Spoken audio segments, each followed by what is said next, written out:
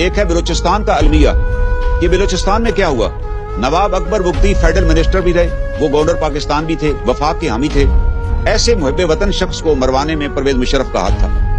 وہاں پرویز مشرف, ایک واقعہ تو آپ کو بھی پتا ہے, وہاں ایک لیڈی ڈاکٹر کے ساتھ زیادتی ہوئی ڈیرہ بگٹی میں, جس کا الزام کسی افسر پہ لگا.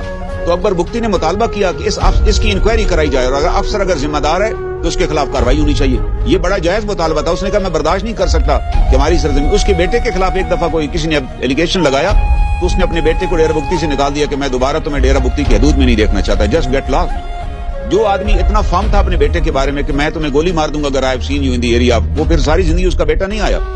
تو وہ بڑا پرنسپل بندہ تھا. اس نے کہا یہ انکوائری کرائیں. تو مشرف صاحب نے کوئی انکوائری نہیں کرائی.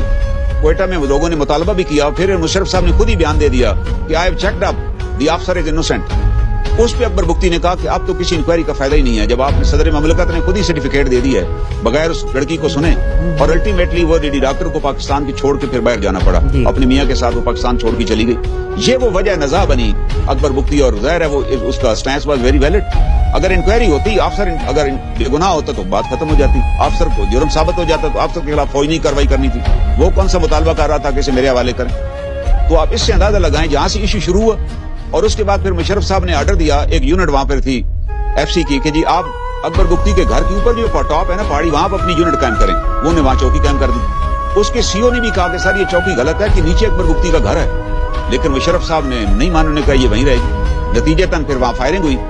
تو یہ واقعہ بھی چودھری شجاعت حسین صاحب نے اپنی کتاب میں لکھا ہے, میں وہ بھی آپ کو پڑھ کے سناتا ہوں. وہ کہتے ہیں کہ جی میں جب یہ حالات خراب ہو گئے اور اکبر بگٹی پھر وہاں سے مجھے بھیجا گیا کہ میں اکبر بگٹی سے جا کر میں بات کروں, تو میں جا کر اکبر بگٹی صاحب سے ملا.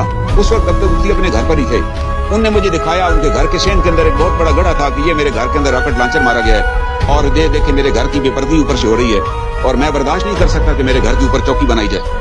نتیجہ یہ نکلا کہ انہوں نے وہاں سے وہ گھر چھوڑ کے چلے گئے اور پہاڑوں میں چلے گئے. اور پہاڑوں میں جانے کے بعد وہ وہاں جا کر بیٹھ گئے. اور اس کے وقت بھی پھر چودھری شجاعت حسین نے مداخلت کی. انہوں نے کہا یہ بڑا نقصان ہو جائے گا. وہ کہتے ہیں کہ مجھے بڑا احساس تھا چودھری اس کا اکبر بگٹی کا, کیونکہ جب میرے والد صاحب اس بلوچستان کی جیلوں میں بھیجا گیا تو وہاں ایک آپشن دی گئی کہ ان کو راستے میں مروا دیا جائے. اکبر بگٹی گورنر تھے, انہوں نے کہا نو ہی از آور گیسٹ, ان کے ساتھ کچھ بھی نہیں ہوگا.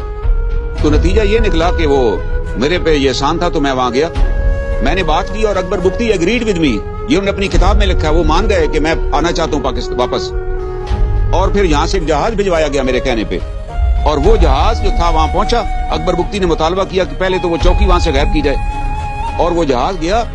اور پھر الٹیمیٹلی ان کو جب وہ تیار ہو گیا کہ میں اسلام آباد آ جاتا ہوں اور صدر کے ساتھ مذاکرات کرتا ہوں, اس سے بڑی بات کیا تھی, اگر وہ اسلام آباد آ جاتے تو مذاکرات ہوتے, میٹر ختم ہو جاتا. لیکن ہوا کیا کہ وہ جہاز پھر وہاں سے واپس منگوا لیا گیا, اور اکبر بگٹی کو وہاں سے لانے سے انکار کر دیا گیا.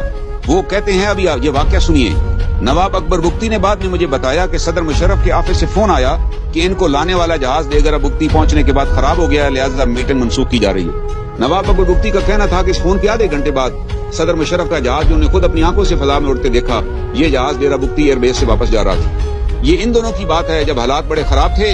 ہم ایک میٹنگ میں موجود تھے, وہاں جنرل ندیم اعجاز جارحانہ طبیعت کے افسر ہیں جو ڈی جی ایم آئی تھے. وہ جب بھی بات کرتے تو بڑی سخت بات کرتے. نتیجتاً یہ نکلا کہ اکبر بگٹی کو وہاں مار دیا گیا. اور اس کے بعد میں نے ان سے کہا کہ میری درخواست یہ ہے کہ اکبر بگٹی کو نہ مارے بلکہ ان کو گرفتار کر لیں. لیکن اور یہ میری بات کے باوجود وہاں اگلے دن آپریشن ہوا, اکبر بگٹی کو مار دیا گیا. اور اکبر بگٹی کے مرنے کے بعد اب دیکھیں وہاں کیا ہوا. میں دوبارہ گیا, میں نے کہا یہ بڑے افسوس کی بات ہے. یہ صفحہ نمبر 2221 کے اوپر وہ لکھتے ہیں کہ جنرل ندیم اعجاز نے تمام شرکاء کے سامنے صدر مشرف کو بتایا کہ کوئٹہ میں لوگ نواب اکبر بگٹی کے قتل پر بہت خوش ہیں اور مٹھائیاں بانٹ رہے ہیں. ہمیں یقین ہے کہ نواب اکبر بگٹی کے جنازے پر بھی لوگ نہیں آئیں گے. یہ انہوں نے کہا, اور صدر صاحب مان گئے. اب میں نے یہ بات سن کر ان کو کہا کہ میں ایک بات پنجابی میں کرنا چاہتا ہوں. تو جنرل صاحب نے کہا بتائیے. میں نے کہا جی محمد بخش صاحب نے کہا تھا کہ دشمن مرے تو خوشی نہ کریے, سجنا بھی مر جانا. تو مشرف صاحب نے کہا کہ مجھے بات آپ کی سمجھ آ گئی ہے, لیکن آپ دیکھیے. اور پھر جنازے کی بات آئی تو میں نے کہا جی جنازہ اس کا ہونا چاہیے, اس کو جنازہ کرنے دیں. تو مشرف صاحب نے کہا جی آپ کو پھر بھیج دیتے ہیں, آپ جنازہ اٹینڈ کرائیں. تو لوگوں نے کہا جی آپ ان کو کیوں مروانا چاہتے ہیں. پھر نواب اکبر بگٹی کی لاش بھی اس کی فیملی کو نہ دی گئی, لاش بھی نہ دی گئی, اور ایک باکس میں ان کی لاش باندھ کر کے تالا لگا کے دے دی گئی. نتیجہ اور اس طرح انڈر سرویلنس ان کو تدفین کر دی گئی. وہ آدمی جو گورنر رہ چکا تھا. اور اس کے بعد پھر کیا ہوا, اس کے بعد جناب 12,000 لوگ کوئٹہ بلوچستان میں مارے گئے, اور آج بھی بلوچستان میں لوگ مارے جا رہے ہیں. آج بھی میں آج کی بات کر رہا ہوں, روزانہ آپ اخبار اٹھا کر دیکھیں, خبر آتی ہے کہ جی آج آئی ڈی بلاسٹ ہو گئی, آج گاڑی تباہ کر دی گئی, آج فلاں ہو گیا, آج یہ ہو گیا. وجہ نواب اکبر بگٹی کا قتل. نواب اکبر بگٹی کو اس نے قتل کیا انٹرنیشنل ایجنڈے کے تحت, کہ ایک ایسا بیج بویا گیا کہ تمام بلوچوں نے کہا کہ اگر یہ حالات ہیں, ہمارے ایک آدمی آپ سے مذاکرات کرنے کے لیے آنا چاہتا ہے اور آپ کہتے ہیں کہ ہمارا جہاز خراب ہے, آپ اگلے دن اس کو مروا دیتے ہیں وہاں پر. یہ کون سا طریقہ, یہ ریاست آپ اس طرح چلا رہے ہیں؟ اور کتنے لوگ, یہ نوجوان افسر ہیں ہمارا جو قیمتی سرمایہ تھا پاکستان آرمی کا, کیپٹن اور میجر, وہ شہید ہو رہے ہیں.